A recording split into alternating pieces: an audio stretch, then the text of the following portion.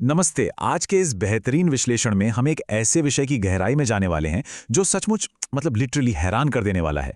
जरा सोचने वाली बात है ना, एक ऐसा जानवर जो बायोलॉजिकली सिर्फ शिकार होने के डर से भागने के लिए बना है, एकदम हाईली सेंसिटिव जीव, वही जीव अचानक से मानव इतिहास की प्रगति, हमारी सभ्यता और पूरी इंडस्ट्री का सबसे बड़ा इंजन कैसे बन गया। आज के इस शानदार सफर में इसी कमाल के पैराडॉक्स या कह लें विरोधाभास को डीकोड किया जाएगा। बस आगे बढ़ने से पहले आज के इस रोडमैप पर एक क्विक नजर डाल लेते हैं। पहला, घोड़े की शारीरिक रचना।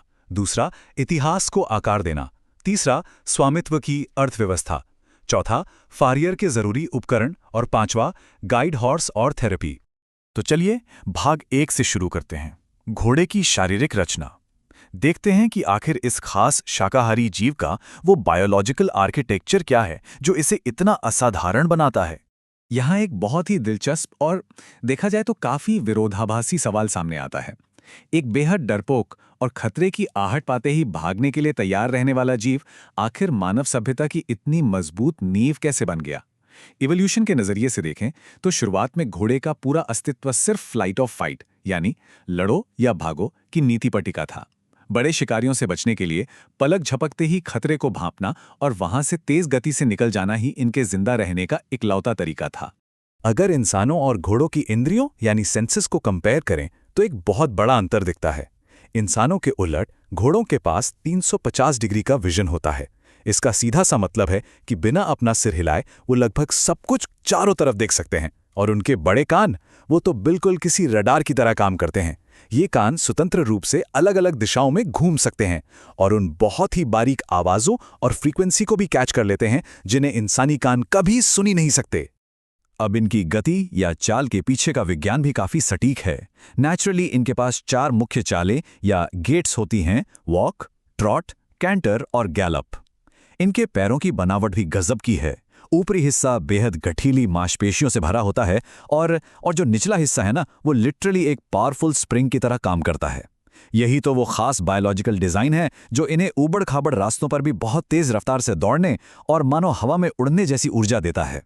लेकिन बात सिर्फ शारीरिक ताकत की नहीं है, इनकी समझदारी भी बिल्कुल बेमिसाल है।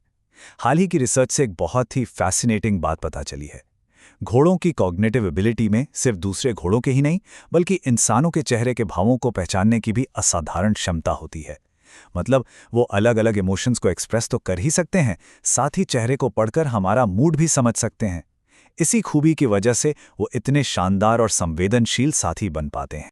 खैर, अब आते हैं भाग 2 पर, इतिहास को आकार देना। चलिए इवोल्यूशन से आगे बढ़कर देखते हैं कि कैसे इन घोड़ों ने इतिहास के पन्नों और बड़े बड़े साम्राज्यों को गढ़ा है। अगर इतिहास उठाकर देखा जाए तो पालतू बनाए जाने के शुरुआती दौर से लेकर मध्य युग के घुड़सवारों, नेपोलियन के युद्धों और यहां तक कि प्रथम और द्वितीय विश्व युद्ध के टैंकों के बीच भी घोड़े हमेशा से युद्ध के मैदान में मौजूद रहे हैं। ये लिटरली वॉरफेयर का सबसे अल्टीमेट और भरोसेमंद वाहन रहे हैं। इतिहास की उस तेज रफ्तार में इन घोड़ों के दम पर ही बड़े बड़े साम्राज्य खड़े हुए। और जब इतिहास और साम्राज्यों की बात चल ही रही हो तो मशहूर अरेबियन हॉर्स का जिक्र न हो, ऐसा तो हो ही नहीं सकता। मध्य पूर्व की ये बहुत ही प्राचीन नस्ल अपनी मुड़ी हुई आकर्षक गर्दन, एकदम तराशे हुए चेहरे और ऊंची उठी हुई पूंछ के लिए बहुत मशहूर है। दिलचस्प बात यह है कि इस्लामिक विजय के दौरान ये शानदार नस्ल यूरोप तक जा पहुंची और 16वीं शताब्दी आते आते वहां के शाही अस्तबलों की शान बन गई।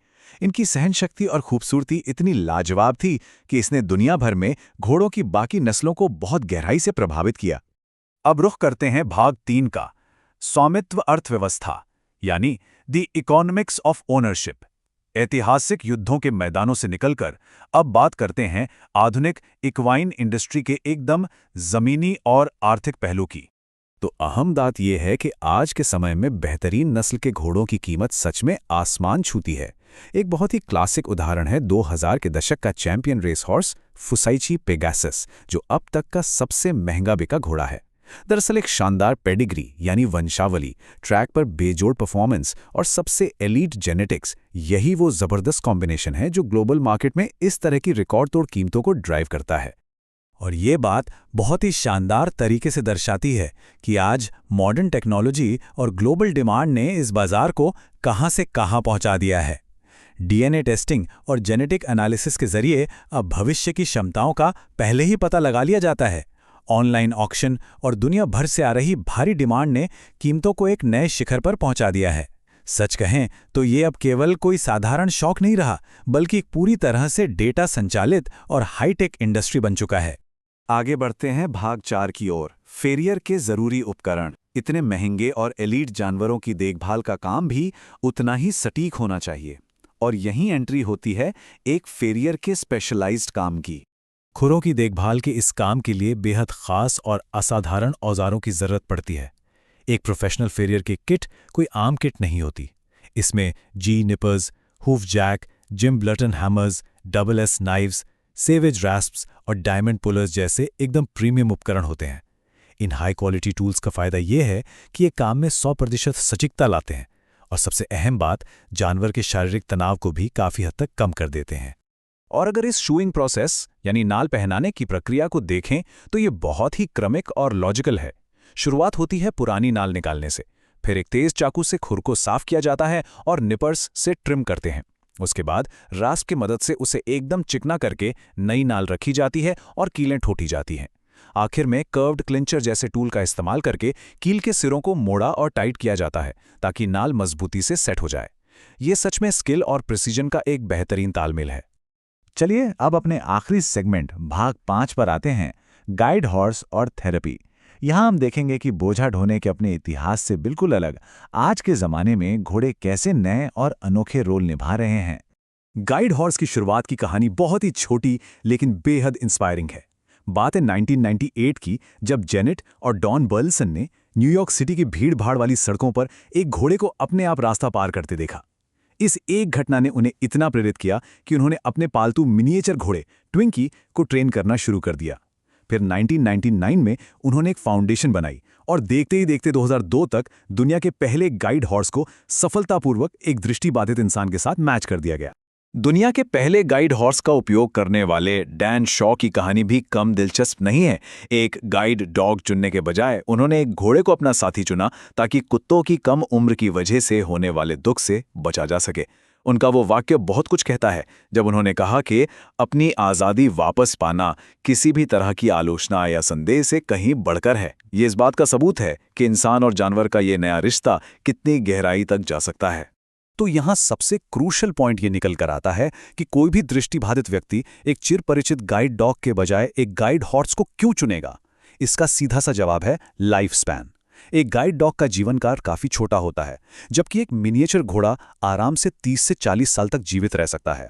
इस बात को ऐसे समझिए कि किसी इंसान को बार बार अपने सबसे करीबी मार्गदर्शक साथी को खोने का वो भारी भावनात्मक दर्द नहीं सहना पड़ता। एक ही भरोसेमंद साथी दशकों तक साथ निभाता है। हालांकि बायोलॉजिकली डरपोक इन छोटे घोड़ों को शहरी शोर शराबे के लिए ट्रेन करना आसान नहीं है। इनका ट्रेनिंग प्रोग्राम बहुत ही रिगरस और सख्त होता है। इसमें रास्तों की आम बाधाओं को पार करना और अर्बन एनवायरनमेंट की आदत डालना शामिल है। दरअसल ये सिस्टमैटिक डिसेंसिटाइजेशन बिल्कुल वैसा ही है जैसा दंगा नियंत्रण या राइट कंट्रोल वाले पुलिस के घोड़ों को दिया जाता है, ताकि वो हर तरह की हलचल के बीच भी एकदम शांत रहें। और जब इंसान और घोड़े के बीच के इसी गहरे शारीरिक तालमेल की बात होती है तो ड्रेसाज का जिक्र लाजमी है। ये एक ऐसा हाई लेवल घुड़सवारी खेल है जो इस रिश्ते की खूबसूरती को एक अलग ही स्तर पर ले जाता है। इसमें घोड़ा और सवार एक दूसरे के साथ इस तरह की कोरियोग्राफी करते हैं मानो वो कोई डांस कर रहे हों। हर एक मूवमेंट, हर एक कॉम्प्लेक्स ट्रांजिशन में गजब का कंट्रोल और ग्रेस देखा जाता है। तो जैसे जैसे इस बेहतरीन सफर के अंत पर पहुंचते हैं, एक बहुत ही गहरा विचार मन में आता है। जो जानवर कभी सिर्फ बोझा ढोने और युद्ध लड़ने के लिए जाना जाता था, वो आज हीलिंग और इंसानी आज़ादी का सबसे बड़ा साथी बन चुका है। सोचने वाली बात है कि इंसान और घोड़े का ये सदियों पुराना बंधन आधुनिक दुनिया में भविष्य की ओर कौन सी नई सरहदों को पार करेगा। इसी दिलचस्प सवाल के साथ आज का ये विश्लेषण यहीं समाप्त होता है। जुड़ने के लिए बहुत बहुत धन्यवाद।